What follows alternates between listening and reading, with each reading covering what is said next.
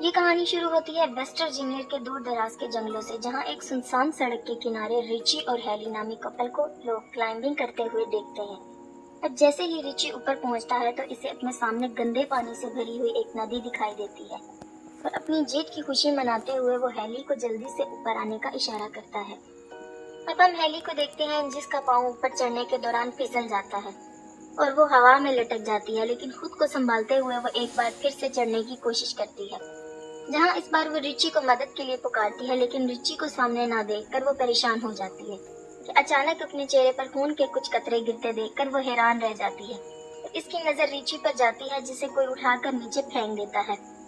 अब इससे पहले वो कुछ समझ पाती, कोई उसे जोरों से ऊपर खींचना शुरू कर देता है, लेकिन वो जल्दी से अपनी रस्सी को काटते हुए खुद को संभालती है, पर वो संभल नहीं पाती और नीचे गिर जाती है, जहाँ उसकी नजर रिची की लाश पर पड़ जाती है, जिसे देखकर वो रो पड़ती है। अब उसी दौरान इसे पहाड़ी से कुछ अजीबोगरीब आवाजें सुनाई देती हैं, जिसे सुनकर वो अपनी जान बचाने के लिए अपनी गाड़ी की तरफ भागती है, लेकिन तभी अचानक उसका पाँव एक नुकीली तार में फंस जाता है और वो गिर जाती है और वो कातिल इसे खींचकर अपने साथ ले जाता है।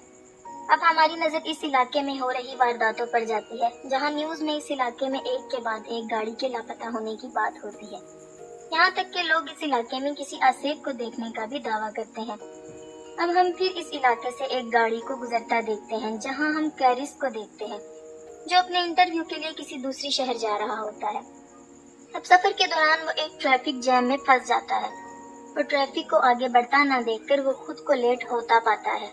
अब वो गाड़ी से उतरकर अपने आगे वाले ट्रक के पास जाता है, जहाँ वो उसके ड्राइवर से ट्रैफिक जैम होने की वजह पूछता है।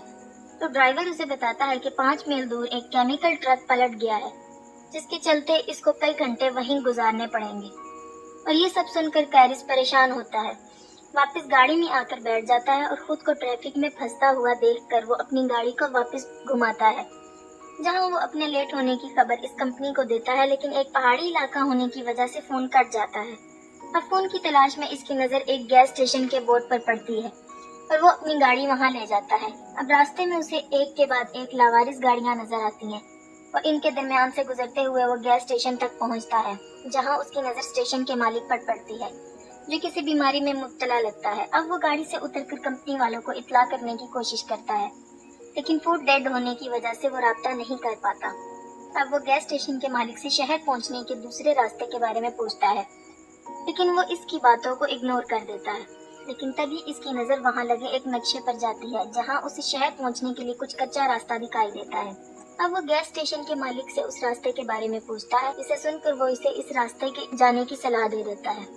अब वो गाड़ी लेकर उस रास्ते की तरफ रवाना हो जाता है, जहाँ वो घने जंगलों से होता हुआ एक इंटरसेक्शन तक पहुँचता है, जहाँ इससे एक शॉर्टकट रास्ते का बोर्ड दिखाई देता है।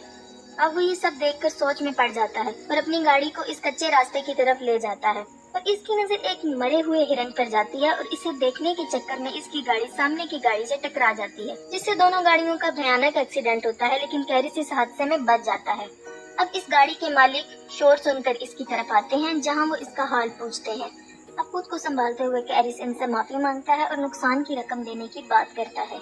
साथ ही वो इनसे बीच सड़क में गाड़ी खड़ी करने की वजह पूछता है, जहाँ फ्रेंसिन उसे बताती है कि सड़क पर किसी ने कंटीली तार बिछा रखी थी, जिसकी वजह से इनकी गाड़ी का एक टायर फट गया है। अब इनकी एक सहेली पिछले गैस स्टेशन पर जाके कॉल करने का कहती है, लेकिन कैरिस इन्हें वहाँ जाने से मना करता है और सभी अकेले चलने का फैसला करते हैं। लेकिन इवान और फ्रांसिन गाड़ियों की देखभाल करने के लिए पीछे ही रुक जाते हैं। अब रास्ते के दौरान उनकी नजर सड़क पर मरे एक नेवले पर जाती है, जिसे देखने से लगता है कि किसी ने दरमियान से ही इसको फाड़ कर फेंक दिया हो। थोड़ी दूर जाकर इन्हें जंगलों में गाड़ियों के कुछ जलते हुए टायर दिखाई देते हैं, जिसे देखकर उसे खतरे का अंदेशा होता है और वो सबको आगे बढ़ते रहने का कहता है। वहीं फ्रांसिन और हम इवान को देखते हैं, जिन्हें पास की झाड़ियों से कुछ हलचल महसूस होती है और वो इस जगह को देखते जाता है और फ्रांसिन इसे वहाँ ना पाकर परेशान हो जाती है और इसे ढूंढने इसके पीछे जाती है। और जहाँ चलते चलते उसकी नजर इवान के एक जूते पर पड़ती है और वो जैसे ही वो इसके नजदीक पहुँचती है तो इवान कटा हुआ कान दिखाई देता है और वो इसे देखकर रोने लग जाती है कि तभी वो शख्स इस पर पीछे से हमला करते हुए इसे मौत की घाट उतार देता है। वहीं बाकी लोगों को हम रोड के आखिर में देखते हैं, लेकिन चारों मदद के लिए निकल पड़ते हैं। चलते चलते इनकी नजर एक घर पर जाती है। अब वो मदद मांगने के लिए घर की तरफ जाते हैं। कैरिस ढेर सारी गाड़ियों को देखकर परेशान हो जाता है और मदद मांगने के लिए घर का दरवाजा खटखटाता है। जल्द ही इनको पता चलता है कि इस घर में कोई नहीं है। अब वो सब कॉल करने के लिए घर के अंदर आते हैं, जहाँ इनकी नजर खाने के टेबल पर जाती है, जिसे देखकर लगता है कि बरसों से इस घर में सफाई नहीं हुई। और दूसरी तरफ चश्मे और गाड़ियों की चाबियां मिलती हैं। अब जैसे ही वो फ्रिज को खोलता है कि इसके होश उड़ जाते हैं। हम फ्रिज में ढेर सारे इंसानी अज़ा को देखते हैं और जैसी को भी एक कमरे में वही कंटीली तार दिखाई देती है जिसने इसकी गाड़ी का एक टायर को फाड़ा था। अब ये सब देखकर चारों वहाँ से भागने लगते हैं कि तभी कैरिस की नजर खिड़की से बाहर जाती है, जहाँ इसे एक गाड़ी इनकी गाड़ियों के साथ वहाँ आते हुए दिखाई देती है। अब चारों घर के पिछले दरवाजे की तरफ भागते हैं, लेकिन दरवाजा बंद होने की वजह से चारों बहुत खौफजदा हो जाते हैं। वहीं दूसरी तरफ हम इस कातिल को अंदर आते देखते हैं। वो अंदर आकर फ्रांसिन की लाश को जमीन पर फेंकता है और हमारी नजर वहाँ कैरिस और जेसी पर जाती है, जो इसकी लाश को देखकर सकते में आ जाते हैं। और वहाँ हम पहली बार 3 आदमखोरों को देखते हैं, जो फ्रांसिन की लाश को उठाकर टेबल पर रखते हैं और अपने तेज धार औजारों से इसको काटना शुरू कर देते हैं। जहाँ ये खूनी मंजर देखकर जैसे ही कार्ली चिल्लाने लगती है, वैसे ही स्कॉट इसके मुंह पर हाथ रख देता है। अब कुछ देर बाद वो आदमखोर लाश को खाकर गहरी नींद में सो जाते हैं, जहाँ मौका पाकर सब ही दबे पांव वहाँ से निकलने की कोशिश करते हैं कि इसी पीछे एक आदमखोर की नजर इन पर पड़ती है, जिसे देखकर सब ही घर के पीछे भागना शुरू कर देते हैं। अब ये देखते ही देखते अचानक वो आदमखोर ढूंढते हुए वहाँ आ जाते हैं और कैरिस इनकी गाड़ियाँ चुराने का प्लान करता है और चिल्लाते हुए इसका ध्यान अपनी तरफ करने की कोशिश करता है। लेकिन तभी एक आदमखोर इस पर गोली चलाता है और वो जख्मी होकर गिर जाता है। ये देखकर बाकी 3 हैरान रह जाते हैं। अब स्कॉट को जंगल में भागते हुए देखते हैं और जैसे ही इसकी नजर इस ट्रक की तरफ जाती है और वो इस ट्रक को देखकर इसकी तरफ जाने लगता है कि इसी वक्त एक तीर इसके सीने में आर पार हो जाता है और वो तीनों अपनी जान बचाकर भाग निकलते हैं। जहाँ कुछ दूर जाकर इनका ट्रक कीचड़ में फंस जाता है और इन सबको वो ट्रक वहीं छोड़ना पड़ता है। तीनों अपनी जान बचाते हुए जंगल से सड़क की तरफ निकल पड़ते हैं। दिन से शाम हो जाती है और वो आदमखोर इन तीनों के शिकार पर निकल पड़ते हैं। दूसरी तरफ वो तीनों थक कर एक जगह आराम करने के लिए रुकते हैं, जहाँ कार्ली इनको ऊपर देखने का इशारा करती है और जैसे ही वो पलट कर देखते हैं, इन्हें अपने सामने एक वॉच टावर दिखाई देता है, जिसे देखकर वो खुश होते हैं और हम इन तीनों को ऊपर चढ़ते हुए देखते हैं। और ऊपर किसी को ना पाकर वो उदास हो जाते हैं। जैसी को वहाँ एक फर्स्ट एड बॉक्स मिलता है, जिसकी मदद से वो कारिस की मरहम पट्टी करती है। दूसरी तरफ कार्ली को एक पुराना रेडियो मिलता है। कार्ली रेडियो ऑन करती है, मदद मांगती है, पर कोई आंसर नहीं आता। कैरिस को नीचे से कुछ आवाजें सुनाई देती हैं और वो देखता है तो इसकी नजर नीचे से गुजर रहे तीनों आदमखोरों पर पड़ती है और तीनों टावर पर चढ़ते हुए दिखाई देते हैं। और इनको ऊपर आता देखकर कैरिस वहाँ रखे हुए सामान को टावर के एंट्री गेट पर रखना शुरू कर देता है और कुछ देर बाद वो इनको वहाँ से जाते हुए आता है और कार्ली रेडियो पर अपनी लोकेशन बताती है और तभी वो आदम को रेडियो की वायर को तोड़ डालते हैं और टावर को आग लगा देते हैं। अब खुद को जलता देखकर कार्ली अपनी जान बचाने के लिए वहाँ रखे एक बक्से की मदद से टावर की खिड़की को तोड़ डालती है।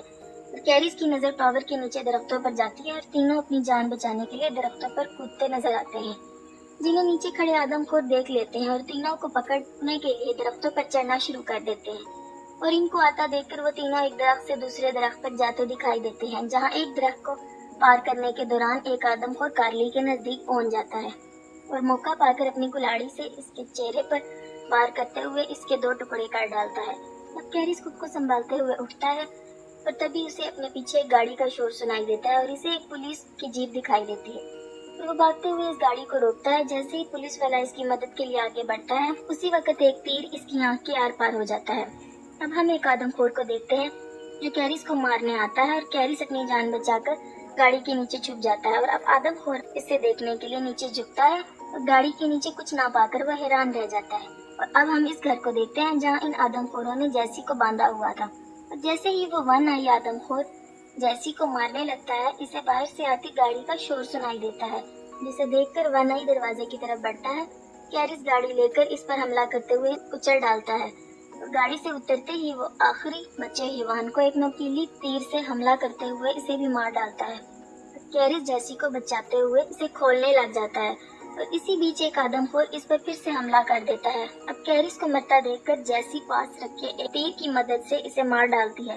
या अब वो दोनों घर से बाहर निकलते हैं, लेकिन उसी बीच कैरिस की नजर पुलिस की गाड़ी पर जाती है, जहां वो इसकी गाड़ी के फ्यूल बॉक्स को निशाना बनाता है, जिसके चलते वहां एक जोरदार धमाका होता है और इस घर के पुरकच्चे उड़ जाते हैं। अब हम दोनों फिर से इस सड़क को देखते हैं जहाँ वो दोनों ट्रक के जरिए गैस स्टेशन तक पहुंचे थे और ट्रक को अपनी तरफ आता देखकर स्टेशन मालिक डरकर दरवाजा बंद कर देता है और कैरिस ट्रक से उतरता है और वहां लगे इस मैप को उतार कर रवाना हो जाता है। Thanks for watching, and don't forget to subscribe for more videos like this.